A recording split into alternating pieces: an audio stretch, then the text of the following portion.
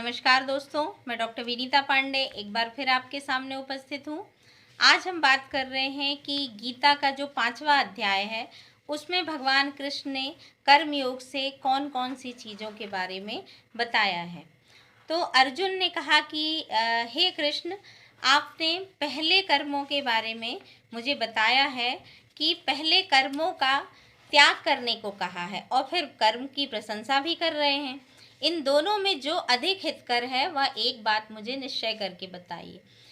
तो श्री कृष्ण जी बोले कि कर्मों का त्याग और कर्मों का करना, ये जो दोनों चीज़ें ही दोनों हमें मोक्ष देने वाली होती हैं। परंतु इन दोनों में कर्म का त्याग से कर्म योग जो होता है वो हितकर होता है। जो किसी से द्वेष नहीं रखता, ना किसी पदार्थ की इच्छा करता है, वह नित्य सन्यासी माना जाता है।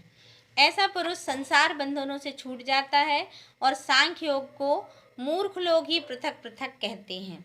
तो उन्होंने ये बताया यहाँ पर कि सारे लोग अलग अलग योगों के बारे में जो महत्व बताते हैं वो अलग अलग प्रकार से बताते हैं, लेकिन कर्म योग जो होता है वो सबसे ज़्यादा श्रेष्ठ होता है। अब उन्होंने बताया यहाँ पर कि जो इन दोनों में से एक भी अच्छी तरह स्थित होकर के करता है, उसको दोनों का फल प्राप्त होता है।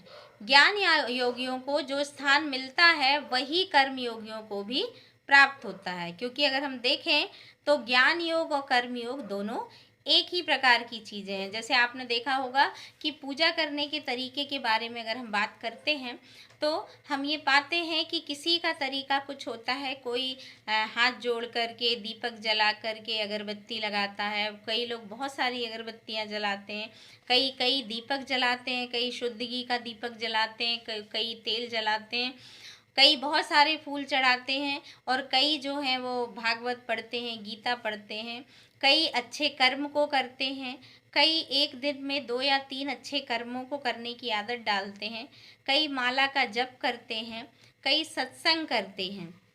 तो सबका जो है वो अपना काम करने का और पूजा करने का और ईश्वर को याद करने का सबका अलग तरीका होता है।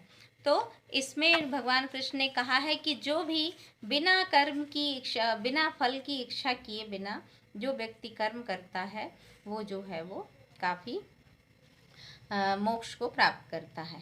ज्ञान योगियों को जो स्थान मिलता है वही कर्म योगियों को मिलता है, कर्म योगियों को जो स्थान मिलता है वो ज्ञान योगियों को मिलता है। कर्म योग के बिना संन्यास का प्राप्त होना दुष्कर हो जाता है। कर्म करने वाले मुनिजन को ब्रह्म प्राप्त होने में बिल्कुल भी विलंब नहीं लगता, क्योंकि जो शुद्ध कर्म करता है, शुद्ध अंतःकरण वाला व्यक्ति होता है, मन और इंद्रियों को जीतने वाला होता है। आपने देखा होगा बहुत से ऐसे लोग होते हैं जिनको ना खुशी का एहसास होता है ना दुख का। खुश होते हैं, दुख भी होते हैं, लेकिन उनको संभावना हो जाती है। तो ऐसे व्यक्ति जो होते हैं वो संभाव होते हैं, स्थिर प्रज्ञ हो जाते हैं और वो कर्मयोगी माने जाते हैं। कर्म करता हुआ भी कर्म फल में लिप्त नहीं होता ऐसा व्यक्ति योग युक्त तत्ववेत्ता पुरुष देखते हैं, सुनते हैं, स्पर्श करते हैं, सूंघते हैं, खाते हैं, चलते हैं, श्वास लेते हैं, तो भी ये मानते हैं कि मैं कुछ नहीं करता। तो जैसे मैंने आपको बताया था कि हम कई बार ये कहते हैं ना कि जो कर रहा है ईश्वर कर रहा है, मैं तो केवल निमित्त मात्र हूँ। तो ऐसे बहुत से व्यक्ति होते हैं जो अपने हर कर्म को ईश्वर को समर्पित करते हैं। आपने देखा होगा कई बार कई लोग हमको मदद के लिए बुलाते हैं और हम लोग उनकी मदद करते हैं, तो कई बार वो लोग धन्यवाद करते हैं। कई व्यक्ति होते हैं जो अपने को श्रेय लेते हैं, मैंने ये किया, मैंने ये किया। कई लोग जो होते हैं वो सब कुछ ईश्वर को समर्पित करते हैं कि हे ईश्वर, आपका धन्यवाद कि आपने मुझे ये काम करने का मौका दिया। तो अपना अपना जीवन जीने का और सोचने का नज़रिया होता है। तो ऐसे व्यक्ति जो इंद्रियों में लिप्त नहीं होते, जो प्राणी ब्रह्म में अपने संग को त्याग कर कर्म करता रहता है, ऐसा प्राणी जो है वो कभी भी पाप में लिप्त नहीं होता। जैसे आपने देखा होगा कि कमल के पत्ते पर जब आप जल को डालते हैं तो वो वहाँ पर नहीं ठहरता।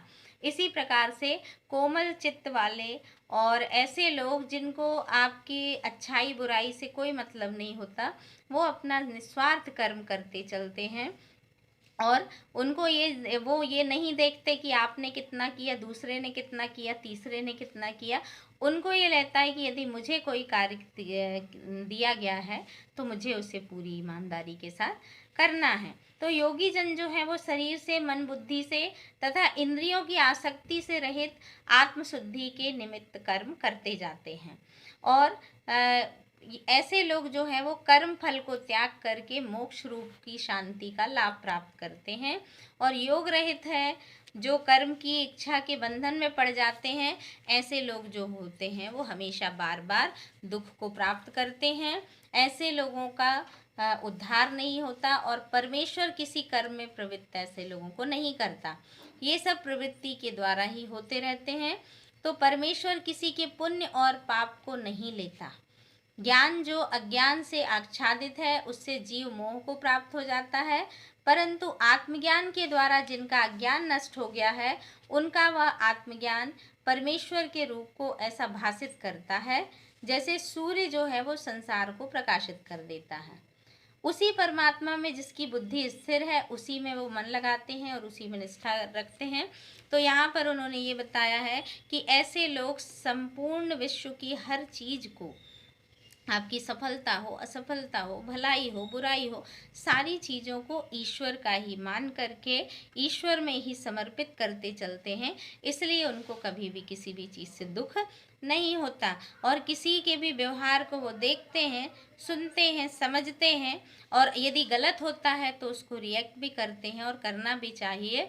लेकिन वो अपने को किसी भी ऐसे बंधन में लिप्त नहीं करते, क्योंकि उनको मालूम है कि अगर वो इन सब चीज़ों में ज़्यादा पड़ेंगे तो वे कर्म के बंधन में ही पड़े रहेंगे। और गीता में ये भी कहा गया है कि जो व्यक्ति जिस चीज़ से भागता है वो उसी के कर्म बंधन में पड़ा रहता है। यदि आप किसी चीज़ से ज़्यादा प्रभावित हैं और वो चीज़ आपको ज़्यादा परेशान कर रही है और आप उसके बारे में ज़्यादा सोच रहे हैं तो वो चीज़ आपके सामने बार बार आती है। इसलिए कहा जाता है कि यदि आपको कर्म बंधन से मुक्त होना है, ऐसे लोगों से दूर रहना है जिनके बारे में जो आपको कष्ट देते हैं या जिन्होंने आपको परेशान किया है, तो हमें उन सभी को क्षमा कर देना चाहिए ताकि हमको अगले जन्म में उस व्यक्ति का साथ जो है वो या उसका सानिध्य प्राप्त ना हो। और जिन लोगों को आप चाहते हैं कि हम ऐसे लोगों के बीच में पड़ें, तो हमें हर किसी की अच्छी चीज़ों को एप्रिसिएट करना चाहिए और बुराइयों को ध्यान में रखें, देखें, उसको सुधारने की कोशिश करें, लेकिन उस बुराई के बीच में फंसकर अपना समय बर्बाद ना करें, वहाँ से हमें हट जाना चाहिए। तो इसलिए उन्होंने ये कहा कि प्रिय पदार्थ को पाकर के जो लोग जो ना पाकर के जो खिन्न होते हैं, और बहुत से लोग ऐसे होते हैं जो प्रिय पदार्थ को पाकर के ना पाकर के भी खिन्न नहीं होते, क्योंकि उनमें संभाव होता है, उन्हें पता है कि जो मेरे नसीब में है वो ज़रूर आएगा और जो नहीं है वो पास आकर के भी चला जाएगा। तो शरीर छूटने के पहले जो मनुष्य काम और क्रोध के वेग को सहन करने में समर्थ होता है वही योगी और सच्चा सुखी व्यक्ति होता है। जो योगी आत्म सुख से सुखी, अंतरात्मा के आनंद से आनंदित और अंतर ज्योति से ही प्रकाशित होता है, वही व्यक्ति जो है वो उसे ही मोक्ष की प्राप्ति होती है। फिर कृष्ण ने अर्जुन से कहा कि आशा है कि इतनी बातें सुनने के बाद तुम्हारी निर्बुद्धि कुबुद्धि जो है वो दूर हो गई होगी। ऐसे ही योगी का ब्रह्म निर्माण होता है। मन के वेग को जिसने रोक लिया, ऐसे आत्मज्ञानी योगियों को ब्रह्म निर्वाण सहज ही प्राप्त हो जाता है। बाहरी पदार्थों के संयोग से अलग रहकर दोनों के भोहों के बीच में दृष्टि लगाकर नासिका के भीतर चलने वाले प्राण और अपने अपान वायु को सम करके, इंद्रियां, मन और बुद्धि को बस में करके, इच्छामय क्रोध को त्याग करके और मोक्ष की इच्छा रखने वाले योगी जो होते हैं वो जीवन मुक्त होते हैं और उन सब में सभी तपों, यज्ञों का भोक्ता और संपूर्ण लोकों का स्वामी और सब प्राणियों का मित्र जानते हैं और ऐसे ही लोगों को शांति प्राप्त होती है। तो भगवान कृष्ण ने कहा कि हमें अपनी हमारा जो ये आज्ञा चक्र है यहाँ होता है, हमें इस पर ध्यान लगाना चाहिए। और जब हम इस पर ध्यान लगाते हैं या सोचते हैं तो हमारी सारी इंद्रियां जो हैं वो हमारे बस में हो जाती है। हम जिन चीज़ों को सोचते हैं हम वही करते हैं, हम जिनको नहीं करना चाहते हम उन चीज़ों को नहीं करते। तो इस प्रकार से हम अपने मन को, और सबसे बड़ी बात है कि आप अपने मस्तिष्क को और मन को सही सोचने पर विवश कीजिए। व्यक्ति सही तभी सोच पाता है जब उसके पास निस्वार्थ प्रेम होता है और घृणा, अहंकार, इन सब चीज़ों से व्यक्ति दूर होता है, तभी वो सही सोच पाता है। तो गलत का विरोध करने के लिए भगवान कृष्ण ने कहा है और सही चीज़ों का चुनाव करने के लिए कहा है। तो आज के लिए इतना ही। आशा है कि आपको इस अध्याय का पूरा जो अर्थ है वो आपको समझ में आ गया हो। धन्यवाद।